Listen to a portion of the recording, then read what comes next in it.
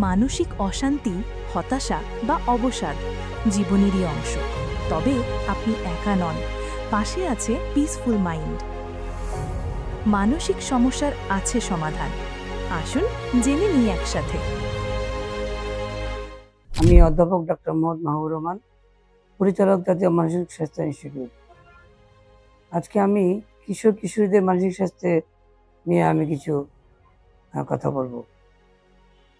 তো আপনারা জানেন যে বাংলাদেশের এখন জনগোষ্ঠীর একটা বিশাল অংশ হচ্ছে কিশোর কিশোরী, এবং ইউনিসেফের তথ্য অনুযায়ী বাংলাদেশে এখন শতকরা 13 জন কিশোর কিশোরী কোনো না কোনো মানসিক রোগে আক্রান্ত।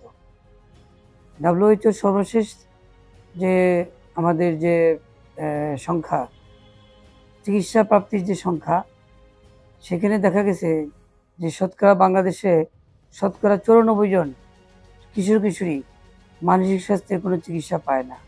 এটা একটা বিশাল আমাদের গ্যাপ ফর দ্য চাইল্ড এবং অ্যাডোলেসেন্ট। মূলত কিশোর কিশোরীরা যখন বড় হয়, তাদের শারীরিক বড় হওয়ার সাথে সাথেই তাদের আবেগ এবং ব্যক্তিত্বের ঘটনা তৈরি হয়। যদি কিশোর বয়সেই আমরা সঠিকভাবে তাদের পরিচর্যা, তাদের যত্ন, তাদেরকে না নিতে পারি, তাহলে পরবর্তী জীবনে তারা বিভিন্ন ধরনের মানসিক সমস্যায় ভোগে। বর্তমানে আমাদের দেশে কিশোর কিশোরীদের মানসিক রোগ নিয়ে যে বৃদ্ধি পাচ্ছে, তার কয়েকটি উল্লেখযোগ্য কারণ হচ্ছে যে পড়াশোনার অত্যধিক চাপ, সামাজিক মর্যাদা রক্ষা করার জন্য বাবা মার অতি আগ্রহ কিংবা অতিরিক্ত চাপ, ইন্টারনেটের কিংবা ডিভাইস এডিকশনের একটা বিশাল প্রভাব কিশোর কিশোরীদের হাতে। আমরা অধিকাংশ অভিভাবক ওই ডিভাইস কিংবা ইন্টারনেট দিয়ে দিয়েছি, যে কারণে তাদের অবাধ বিচরণ, সেখানে তারা ক্রমেই আসক্ত হয়ে পড়তেছেন। খেলাধুলার অভাব, যে কিশোর কিশোরীদের যে দৈহিক, শারীরিক এবং মানসিক গঠনের জন্য যে খেলাধুলার যে একটা গুরুত্বপূর্ণ একটা অংশ, এটা এখন বিশেষ করে শহরে, এমনকি গ্রামেও এটার অভাব খুব ভালোভাবেই আমরা টের পাচ্ছি।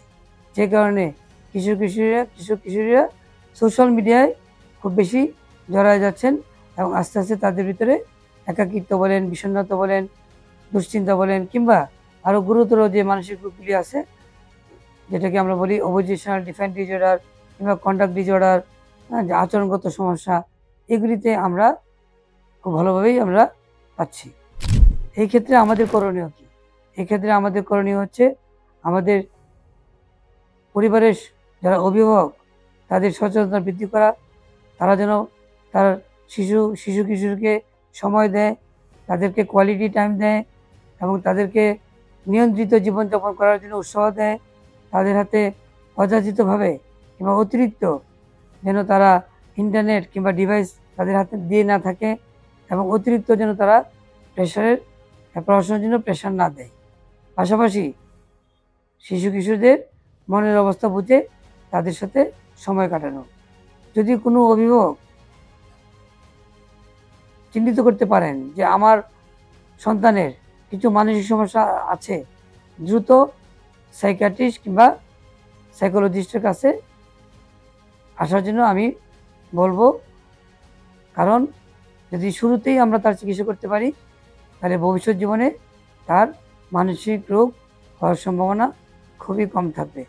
আসুন আমাদের দেশে যে বর্তমান যে কিশোর কিশোরীরা আছে, তাদেরকে গুরুত্ব দেই, তাদের মনকে মূল্য দেই, তাদের মনের মূল্য দেই, তাদের মনকে বোঝার চেষ্টা করি, তাদের সাথে আমরা বন্ধুত্ব তৈরি করি, এবং তাদের মানসিক স্বাস্থ্যকে অত্যন্ত গুরুত্ব সহকারে বিবেচনা করি। সুস্থ মন, সুস্থ দেহ, এটাই আমাদের প্রত্যাশা।